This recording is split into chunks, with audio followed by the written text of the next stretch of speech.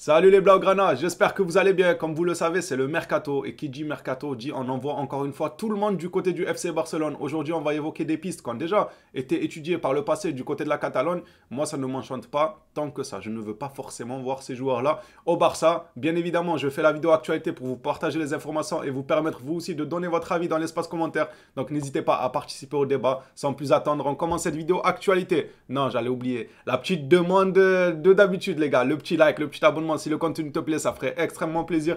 Et on va commencer par une nouvelle qui justement fait beaucoup débat. C'est le cas d'Est. Le Milan AC, nous apprend-on, n'est pas encore trop convaincu par Sergio Dest et ne prévoit actuellement pas de payer 20 millions d'euros pour lui. Vous savez qu'il a une clause d'achat à 20 millions. Donc c'est soit le Milan paye, soit il retourne au Barça, soit peut-être qu'ils s'arrangeront sur une autre somme.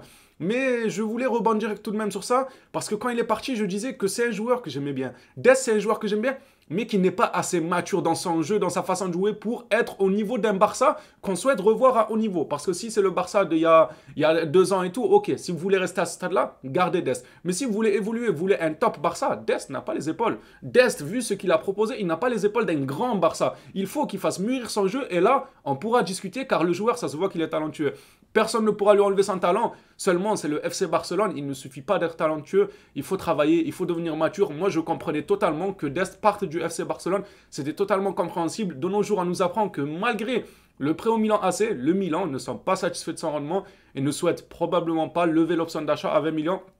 Après, ça reste que des informations. Peut-être que c'est le contraire qui va se passer et que le Milan lèvera son option d'achat. Mais j'aimerais bien vous entendre sur ce sujet, enfin, du moins vous entendre, vous lire dans l'espace commentaire sur ce sujet. Dest, vous reprenez du côté du Barça ou bien non, les gars, moi j'ai peur.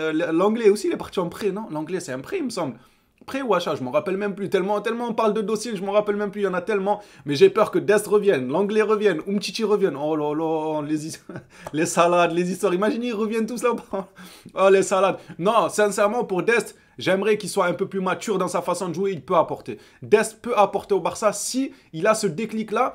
De rendre son jeu plus mature parce qu'on dirait il joue, ses neurones ils sont pas connectés, on dirait des fois il fait n'importe quoi, il agit trop précipitamment, il faut qu'il soigne ça. Une fois qu'il aura soigné ça, on pourra parler d'Endest au Barça. Je vous lis dans les commentaires et on passe à la deuxième actualité qui ne m'a pas tant enchanté que ça. Désolé les Marocains, les frérots, désolé. Mais Ziyech, du côté du Barça, je n'en veux pas forcément. Alors si Rafinha n'était pas venu l'été dernier, pourquoi pas? La doublure de Dembélé, Ziyech, ça reste qualitatif. Mais maintenant qu'il y a Rafinha et Dembélé, pourquoi faire? Telle est la question. En fait, on va faire quoi avec Ziyech? Le Barça s'intéresse à Hakim Ziyech pour la 3e fois.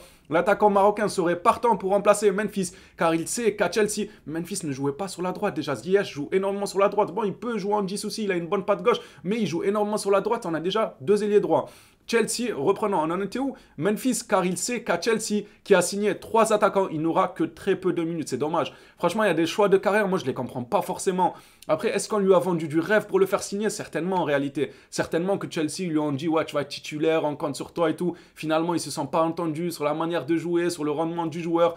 Et c'est une carrière gâchée, car à l'Ajax, il était très très bon. Peut-être qu'une autre destination l'aurait propulsé encore plus haut, malheureusement. Au jour d'aujourd'hui, on peut clairement dire que ça a été un mauvais choix d'aller à Chelsea. Peut-être que le joueur lui-même, il n'est pas, les gars, il n'est pas simple de tout reproche. Peut-être qu'il a des choses à se reprocher, il n'a pas été sérieux, il ne s'entraînait pas comme il fallait. On n'a pas les tenants et les aboutissants.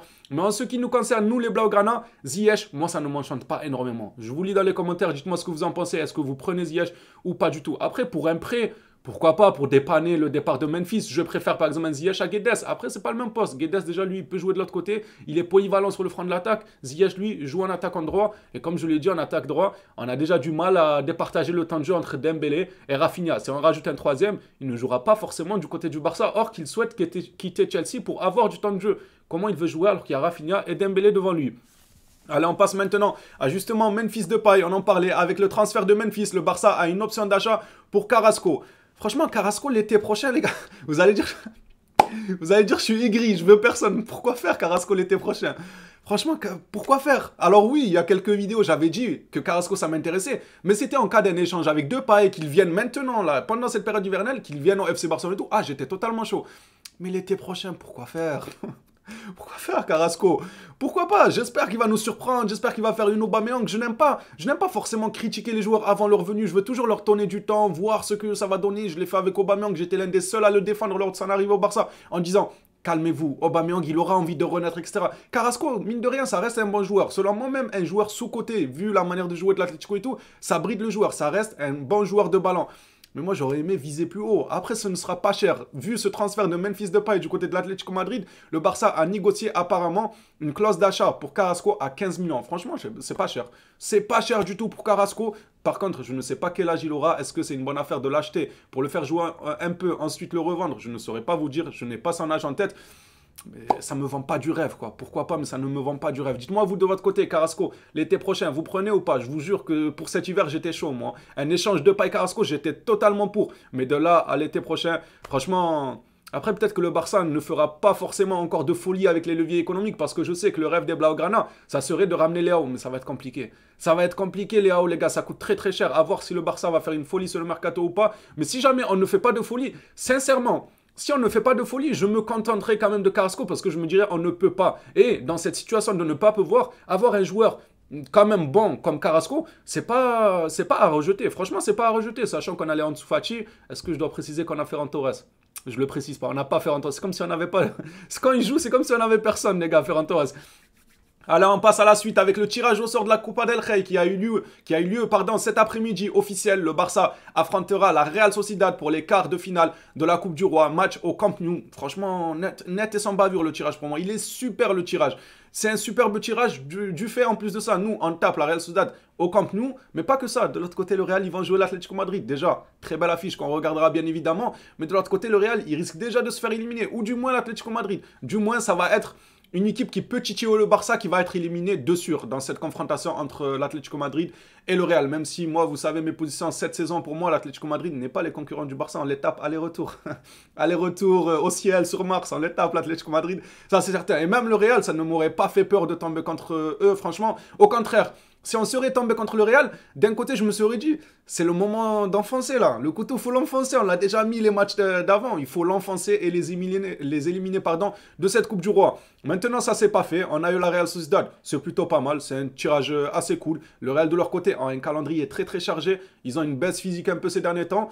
En plus, ils tapent l'Atlético Madrid. Ça va être compliqué. Ça va être compliqué, cette histoire de Real Atlético. Allez, on passe à la suite. Au Barça, ils apprécient beaucoup Gundogan. D'ailleurs, encore une fois, les journalistes se sont foutus un peu de notre gueule. Hier, on nous disait que c'était bouclé. On nous a dit que Gundogan c'était bouclé. Et aujourd'hui, il y en a qui reviennent sur leurs mots en nous disant qu'au final, rien n'est fait. Au Barça, ils apprécient beaucoup Gundogan. On le sait depuis la nuit des temps qu'ils l'apprécient. On le sait ça. Mais ils ont des doutes sur son âge. Oula, c'est Moukoko Gundogan. Comment ça, ils ont des doutes sur l'âge de Gundogan, les gars? C'est Moukoko. D'ailleurs, Moukoko, les gars... On n'en a pas parlé, mais vous avez vu ce qu'il a subi du côté de Dortmund. Il arrivait en fin de contrat, tous les clubs commençaient à s'intéresser à lui. D'ailleurs, notamment nous, le Barça, Chelsea, Dortmund, je ne sais pas si ça relève de la paranoïa, si j'abuse un peu trop. Mais est-ce que ça ne serait pas un plan de Dortmund de divulguer un peu cette histoire d'âge? Aurait-il vraiment 18 ans? Non, il a 22 ans, non, il a 23 ans. Pour mettre une pression sur le joueur pour qu'il prolonge. Ça a marché. Moukoko a prolongé 3 ans du côté de Dortmund.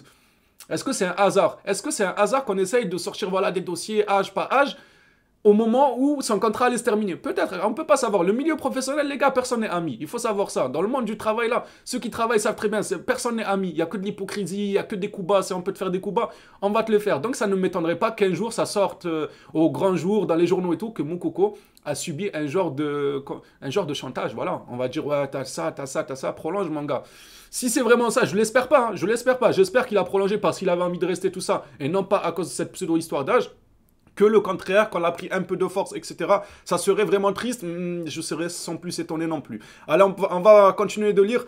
Et sur le salaire, Manchester, on était où? Mais ils ont des doutes sur son âge et sur le salaire. Manchester City lui a proposé une offre de 12 millions net pour une année, puis une autre améliorée il y a quelques jours. Alors, pour revenir à l'âge de Gundogan, bien évidemment, c'était une blague de le comparer à Moukoko, les gars. C'est juste qu'il a 32 ans et ils se disent... Est-ce que c'est un joueur d'avenir, quoi? Parce qu'il a déjà un certain âge. Mais le Barça, il commence à réfléchir. Même si moi, je pense que Gundogan a encore de belles saisons devant lui. Mais ça fait plaisir que le Barça commence à se poser un peu des questions sur les âges. Parce que quand je vois, quand s'intéresse à Barrejo, Ça va 2 minutes, Parejo. C'est pas un joueur d'avenir, c'est un joueur du passé, Parejo. On n'est plus en 2011, les gars. Faut arrêter les foutaises à un moment donné. En tout cas, l'information nous vient de Matt Moreto. Et selon d'autres informations, il n'y aurait rien encore entre le Barça ou Gundogan, mis à part quelques discussions. Mais ce n'est pas bouclé comme on a voulu nous le faire croire, j'allais dire la saison passée. Hier, les gars. Je suis remonté à loin. Juste hier, j'allais dire la saison passée. Allez, parlons de Kessié maintenant pour clôturer cette vidéo actualité. Kessié est une option pour Chelsea. Vous le savez qu'il devait être du côté de l'Inter, mais apparemment c'est tendu. On ne sait pas si réellement Kessié a envie d'aller à l'Inter et surtout si Brozovic lui a réellement envie de venir du côté du FC Barcelone. Kessié est une option pour Chelsea suite aux difficultés pour le club londonien à prendre Caicedo. Kessié, moi je sais pas pourquoi mais je le vois bien à Chelsea. Je sais pas vous, mais moi le maillot Chelsea comme ça joue en bleu. Moi je le vois bien à Chelsea, je sais pas pourquoi. On verra si ça se fait ou pas. Ce qui est certain maintenant, c'est que Kessié, on a essayé de l'envoyer du côté de l'Inter. On dirait que c'est en train de tomber un peu à l'eau. Ce n'est pas encore tombé à l'eau à 100%. Ça peut renaître et ça peut se faire. On essaye de l'envoyer de Chelsea. Moi, je pense que ce qui est certain déjà, on peut être sûr de ça, c'est que le Barça essaye de s'en débarrasser. Ça, on peut dire que oui. Le Barça essaye de lui trouver une porte de sortie. Maintenant, moi, j'aurais aimé que ce soit pour Brozovic. Si jamais il part à Chelsea, on verra pour combien de millions, on verra comment ça se fera. Est-ce que ça sera un échange senior? Ne me dites pas que ce sera un échange Kessié-Ziyech. Je vais me fâcher, les gars. Je ne serais pas du tout content s'il y a ce genre d'échange. Kessié-Brozovic, oui. Kessié-Ziyech, non. Aligner les millions si vous voulez, Kessié. Voilà les phénomènes. Cette vidéo actualité est terminée. Merci à vous si vous l'avez suivi jusqu'ici. N'hésitez pas à débattre dans les commentaires. Dites-moi un peu ce que vous en avez pensé de toutes ces actualités. N'oubliez pas le petit like, le petit abonnement. Ça fait extrêmement plaisir. On se revoit à la prochaine vidéo sur le FC Barcelone. D'ici là, prenez soin de vous les Blaugrana.